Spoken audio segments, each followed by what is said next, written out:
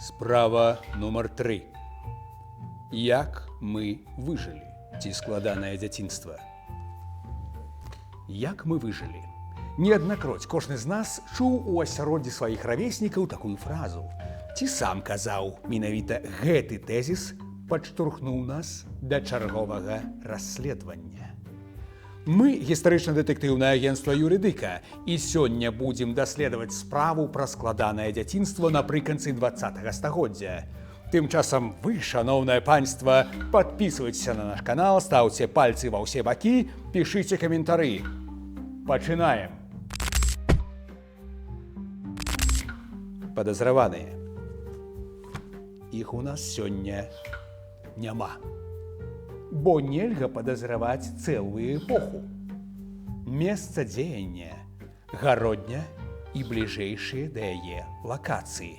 А менавіта смеццевы палігон пад Грандзічамі, зруйнаваная вайсковая частка на Фолюшы, гарадскі каналізацыйны калектар, вуліцы, завулкі, будоўлі і пусткі нашага горада.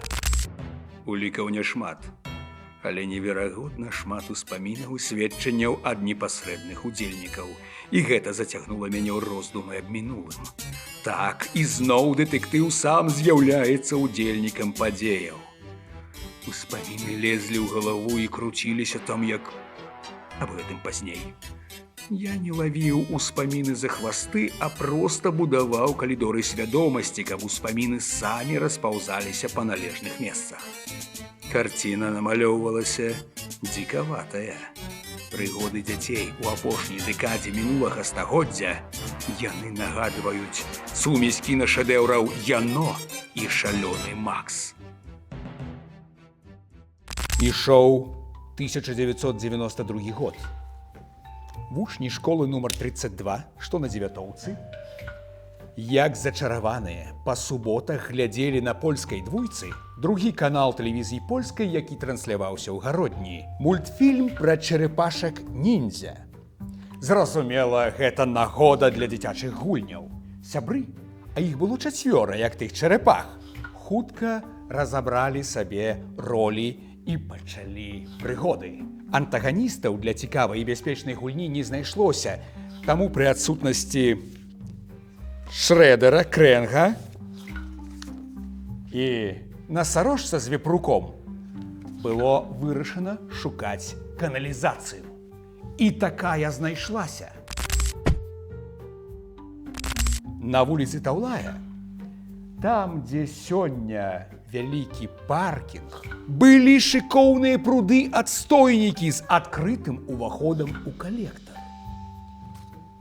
Шкалата абула гумовыя боцікі, павязала разнакаляровыя маскі, як у чэрапашак ніндзя, з кіямі, якія выконвалі абавязкі японскай зброі, і старымі плоскімі ліхтарыкамі на батарэйцы. 6 вольт, такая, што нагадвала падсігар, но вы памятаеце. Рушылі ў пашчу калектара. Пад боцікамі чвякала жыжа і нейкі глей. Смярдзела багнам, але адтуліны ліўнёўкі давалі досць паветра, каб не званітаваць. Юныя героі бадзёра перашэптваліся, каб пераадолець ліпкія пальцы вусцішы, якую кожны з іх адчуваў. І гэты шэпт разам з чвяканнем сыгралі злы жарт. Хлапчукі мінулі першую камеру, дзе змыкаюцца трубы калектара, такі сабе бетонны куб з люкамі над галавой. Там было яшчэ спакойна. А бліжэй да другой камеры прамень ліхтарыка пачаў выхопліваць у глеі пад нагамі ланцужкі слядоў. І вось чарговая камера. Толькі тут малыя пачулі піск і шорханне. І толькі ў той момант, калі ліхтарыкі выхапілі з цемры неверагоднае кубло з дзесяткаў пацукоў. Так хутка дзеці не бегалі ні да, ні пасля. Ні на уроках фізкультуры, ні ад гопнікаў на раёне.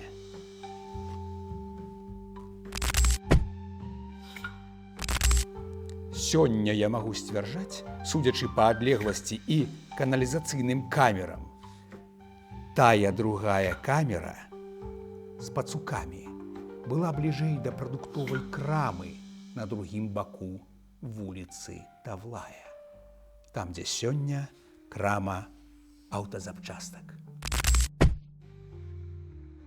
Год 1987. Вуліца Дамброўскага. Будоўля крамы, тэхніка ў быту. Хто памятае, будоўлі ў тыя часы не агароджвалі, а калі агароджвалі, то так, для парадку.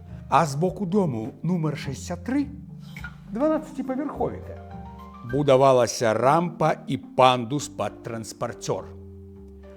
У падвальны склад будучай крамы гурт шалапаяў гадоў 6-7, чалавек у 8-10, зразумела, улез на будоўлю. І зразумела, спроба залезці ў дзірку, якая вяла ў падвал, была здзейснена. І зразумела, спроба залезці ў дзірку, якая вяла ў падвал, была здзейснена. Пандус яшчэ не быў забетанаваны. Проста дзіра ў падмурку і песчаны схіл.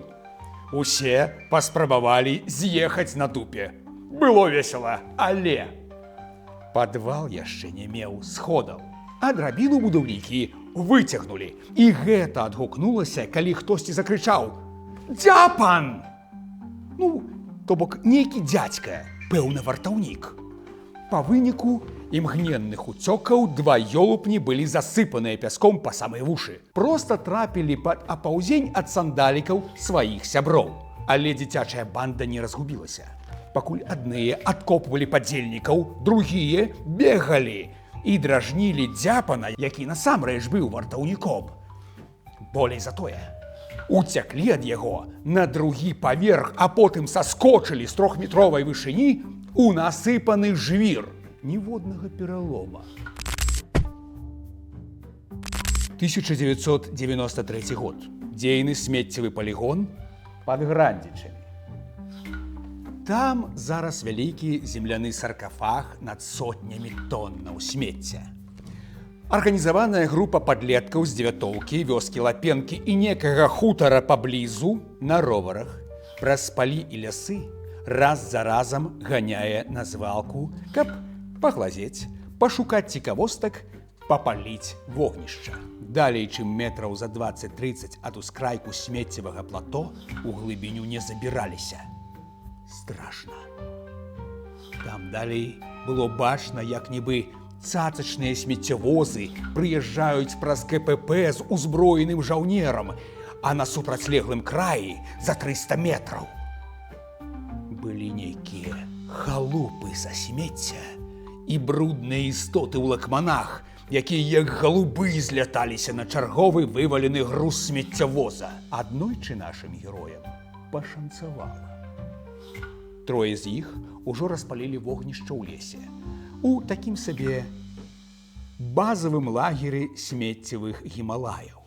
А чацвёрты зрабіў апошнюю вылазку. Ён спусціўся з дзіўнай металёвай дубінай у руках. Яна была непадобная на снаряд для гарматы, якія вучылі не кранаць, нават калі знойдзеш у лесе. Яна была падобная на цыркавую булаву.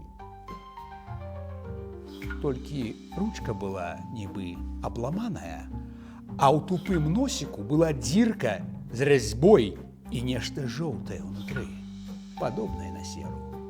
Што такое сера, падлеткі ўжо ведалі, і што такое тол, і што яго вытопліваюць са снарядаў. Толькі здаровая спрэчка і роўна падзеленыя галасы утрымалі ад запіхвання аскепкава-фугаснага выстрела ад станкавага гранатамёта СПГ-9 кап'ё у вогнішча. Ну і добра было тое, што галавы на снарадзе не было, а прынамсі у дваіх з нашых герояў галава на плячох была. Потым ужо праз год знойдзены ў кладавой той снарад натхніў нашых падлеткаў на ідэю зладзіць муляж выбухоўкі і засунуць пад бюст Леніна, які дагэтуль служыў за сметніцу у сярэдняй школе нумар 2 у адным з вестыбюляў, але рукі не дайшлі. То і добра. А дзе цяпер той снарад? Утапілі у багне ад спакусы. І можна ўзгадаць сотні такіх гісторый. Вы, сябры, пішыце ў каментарах, калі ўзгадаеце свае.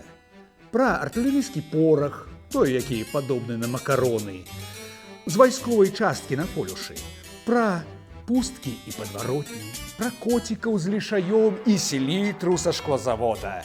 Мы чытаем усе каментары з задавальненнем, падыскутуем. Аднак цягам расповеду ў нашым расследаванні можна зрабіць пэўныя высновы. Як мы ўсе выжылі? Не ўсе ж гісторыі скончваліся без траўмаў, без пакаранняў ад бацькоў, без пытанняў ад стражаў правапарадку. Але большасць гэтых прыгодаў наш жыццёвы досвед і цікавыя ўспаміны. Я ўпэўнены, што вінаватыя ў тым, што мы выжылі, нашыя бацькі, якія пры ўсіх хібах познясавецкага і постсавецкага выхавання ўсё ж навучылі нас не баяцца цяжкасцяў, а выконваць элементарныя правілы самазахавання. Навучылі памятаць, што агонь пячэ, цвік прабівае падэшву, выбухоўка можа адарваць пальцы, і што ракету з селітраванай паперы і фальгі трэба рабіць па тэхналогіі, а запускаць падалей ад вокнаў. Што сцізорык патрэбен, каб зрабіць лук і стрэлы, але і палец парэзаць можна, а тады зялёнка ці хірург з іглой і ніткай. Пішыце, што вы думаеце на гэты конт. Не забывайцеся паставіць палец угару, калі вам спадабалася відэа. Расследаванне скончана, але справа не закрыта.